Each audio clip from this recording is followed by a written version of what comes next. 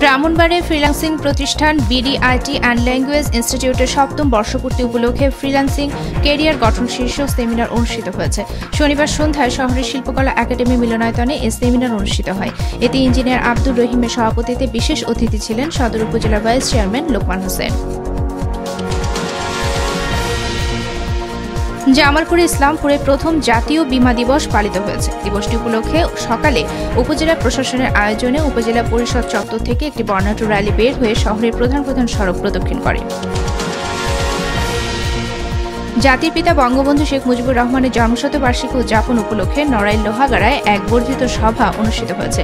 শনিবার স্থানীয় কমিউনিটি সেন্টারে উপজেলা আওয়ামী লীগের উদ্যোগে এ সভা অনুষ্ঠিত হয়। শোক র্যালি ও আলোচনা সভা সহ নানা আয়োজনের মধ্য দিয়ে নাটোরে পুলিশ মেমোরিয়াল ডে পালিত হয়েছে। সকালে জেলা পুলিশের আয়োজনে শহরের বড় হরিশপুর বাইপাস থেকে একটি শোক র্যালি বের করা হয়। র্যালিটি শহরের প্রধান সড়ক প্রদক্ষিণ করে পুলিশ ল্যান্সে গিয়ে শেষ হয়। স্বরাষ্ট্রমন্ত্রী আসাদুজ্জামান খান কামাল বলেছেন, বাংলাদেশ থেকে মাদক, জঙ্গিবাদ ও সন্ত্রাসীদেরকে উৎখাত করা হবে।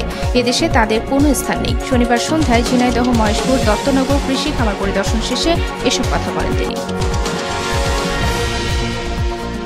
সিরাজগঞ্জ জেলা আওয়ামী লীগের বর্ধিত সভা অনুষ্ঠিত হয়েছে। শনিবার শহরের এসএস রোডে এ সভা অনুষ্ঠিত হয়।